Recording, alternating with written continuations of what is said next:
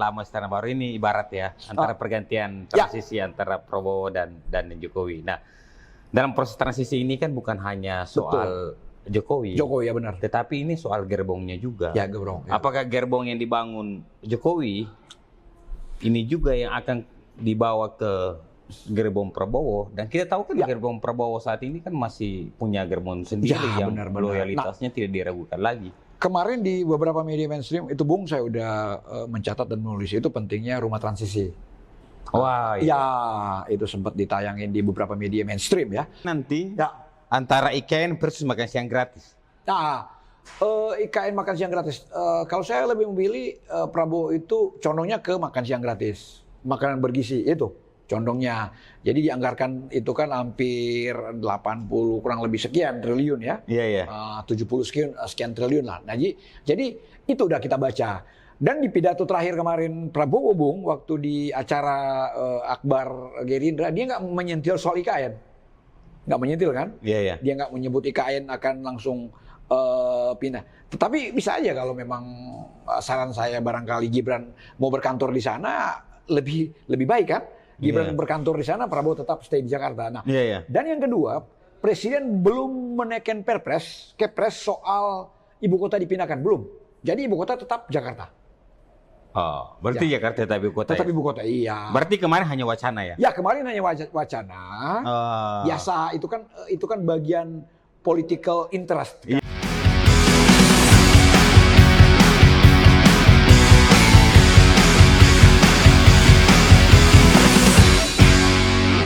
Selamat datang Bung Jerry di podcast Rakyat News. Ya, selamat datang.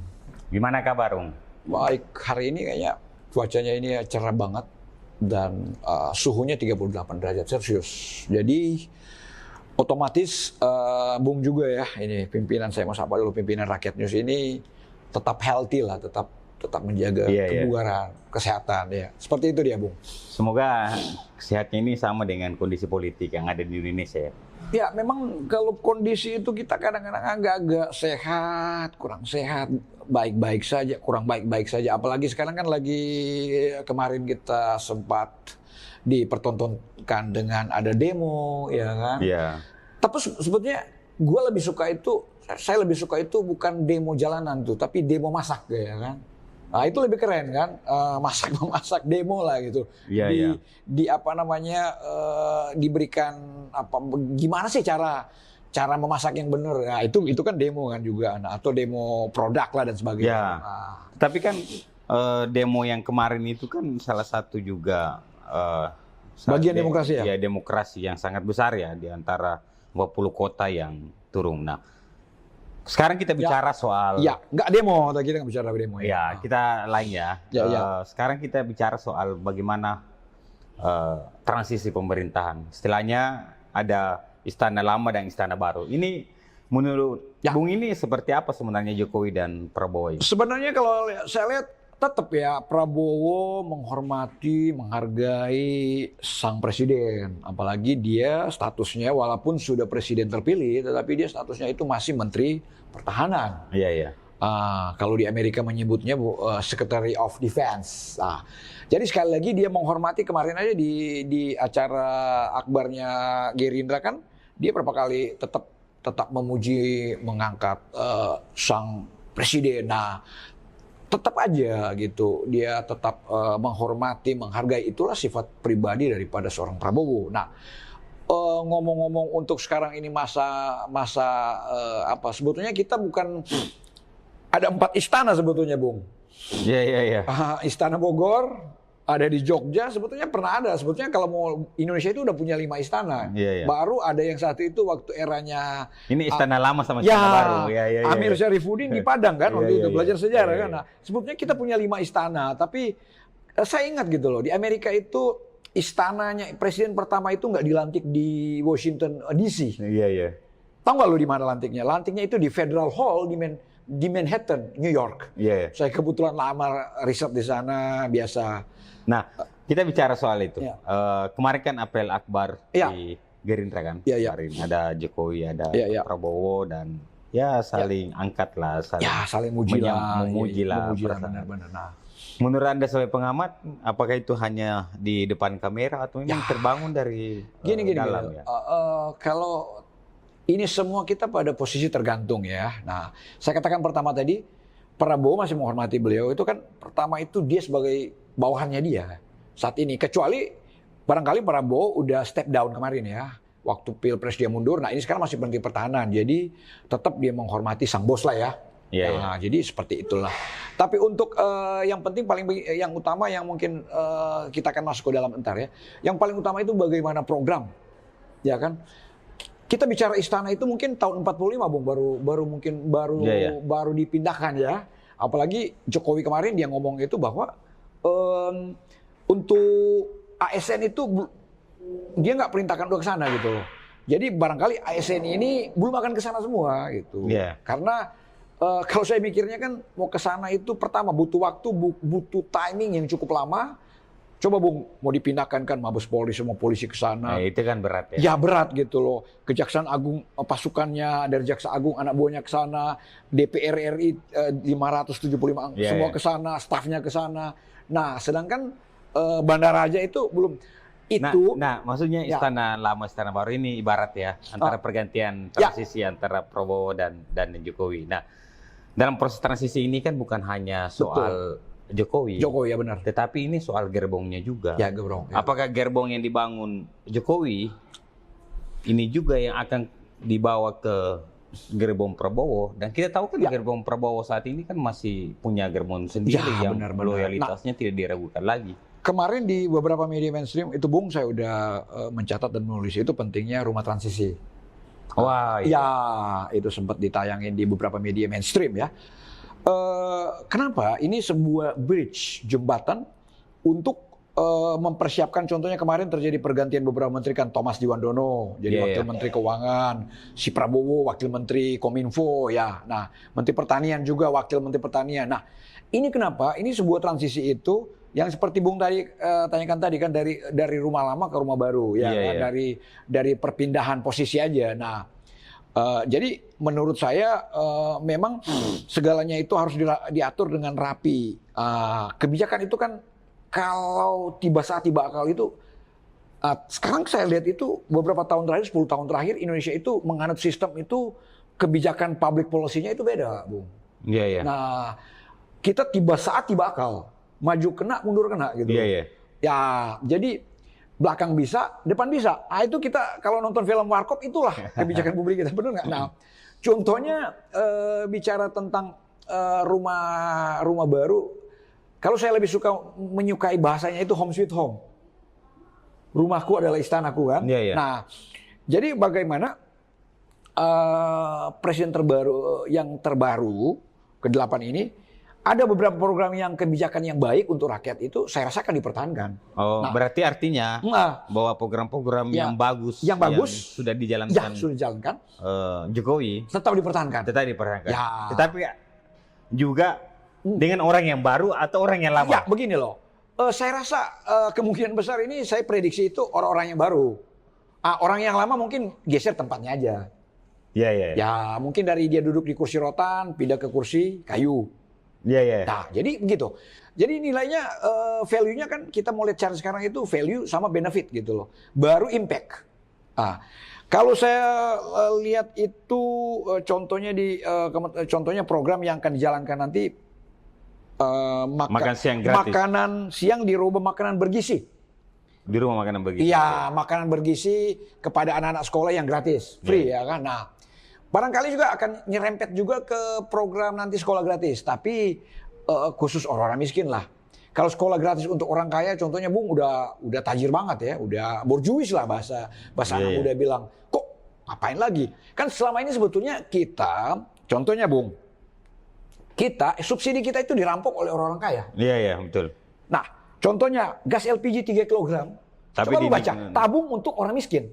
Tapi dibelinya oleh orang kaya, kan kurang ajar orang kaya kita ini. Betul. Kita nggak berperi kemanusiaan, mungkin kita nggak. Tapi maaf saya potong. Soal kita kembali ke Prabowo lagi ya. Ya. Nah, tidak lama lagi kan Prabowo dilantik. Ya, dilantik Oktober 20 ya. Menurut Bung, prediksinya apa langkah yang terbaik untuk untuk Prabowo setelah pasca dilantik ya? Ya, oke. Pasca dilantik mungkin barangkali saya coba sebut kata good clean government. Ya, menciptakan sebuah good clean government, menciptakan sebuah kata yang bersih gitu loh.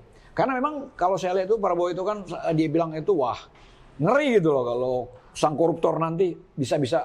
Jadi inilah yang kata bersih gitu loh. Nah, kedua artinya Bung, ya, bahwa ketika Prabowo menjabat sebagai presiden, maka tugas pertama Prabowo adalah bagaimana membersihkan korupsi Indonesia di Indonesia. Betul.